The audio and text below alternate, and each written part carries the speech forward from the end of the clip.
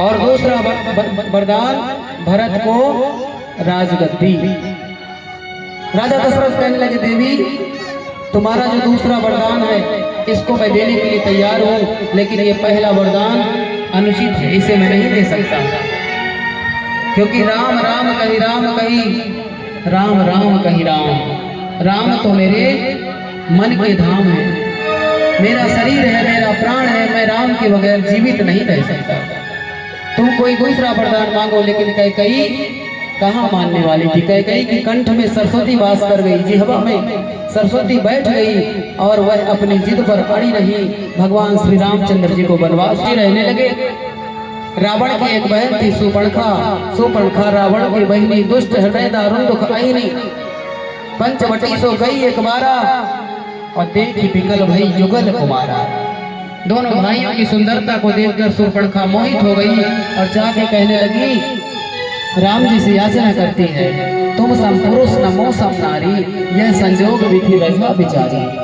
अरे राजकुमार तुम्हारे जैसा पुरुष इस दुनिया में मैंने देखा नहीं, अब मेरे जैसे नारी इस संसार में नहीं है, हम दोनों बहुत सुंदर हैं, इसलिए तुम मेरे से विवाह करो। राम जी ने कहा नहीं देवी, मैं तो एक पत्नी व्रतधारी हूँ, मैं तुमसे विवाह नहीं कर सकता, मेरा छोटा भाई है, तुम उसके पास जाओ। लक्ष्मण के पास गई। लक्ष्मण जी कहने लगे देवी तुम्हारे मन में क्या आकांक्षा है। कहने लगी मैं रानी बनना चाहती हूँ, मैं अयोध्या की महारानी बनूंगी, अब तुम बनना दंडक वन के राजकुमार।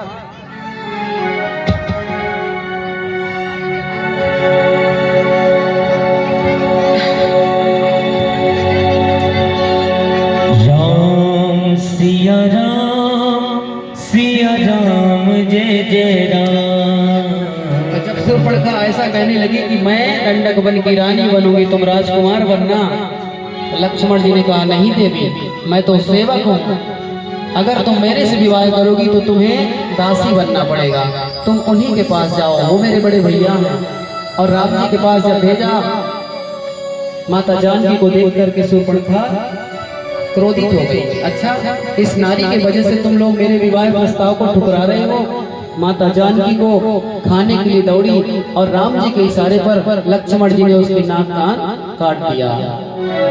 जब सुपर्णखा के नाक और कान काट दिए लक्ष्मण जी, तो वह रोती हुई रावण के पास गई, रावण को भड़काया और मारीच के संग में आकर माता जानकी का हरण करता है।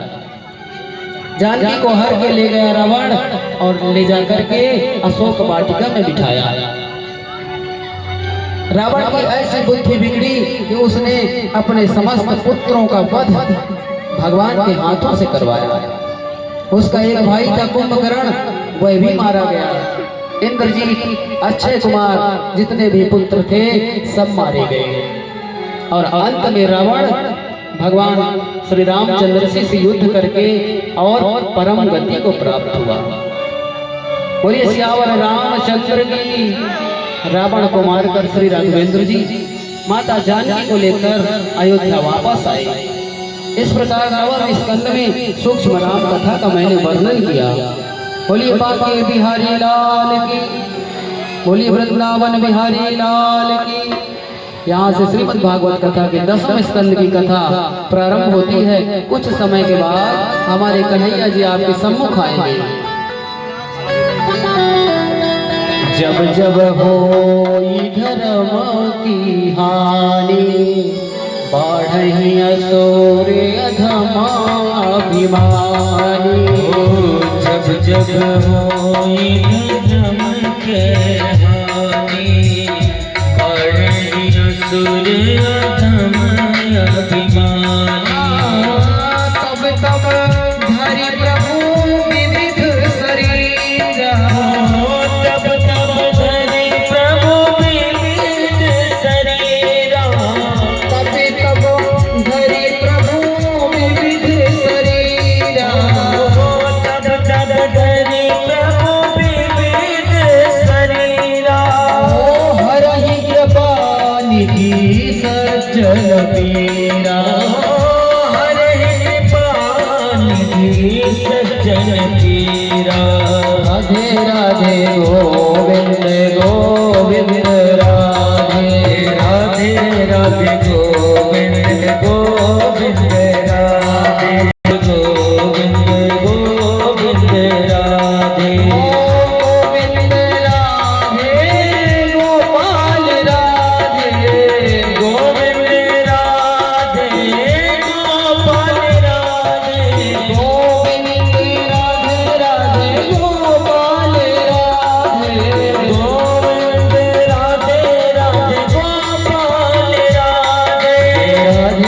राधे गोविंद गोविंद राधे राधे गोविंद गोविंद परः जनिष्यते तत्प्रियार्थम संभवन्तु सुरा। पत्नी देवकी के गर्भ से नारायण भगवान अवतरित होंगे। गोकुल में नंद की पत्नी यशोदा हैं और यशोदा जी के यहाँ परात्पर प्रभु की दिव्य चिन्मयी माया पुत्री बनकर आएगी। मथुरा के बड़े यशस्वी राजा हैं जिनका नाम है उग्रसेन। ऐसा वर्णन आता है कि उग्रसेन के कोई पुत्र ना था। जब उग्रसेन ने भारी तपस्या की तो पुत्र कामेष्टि यज्ञ किया और उसकी वजह से उग्रसेन की पत्नी गर्भवती हुई। एक बार वह अपनी सहेलियों के संग में वन में गई विहार करने के लिए।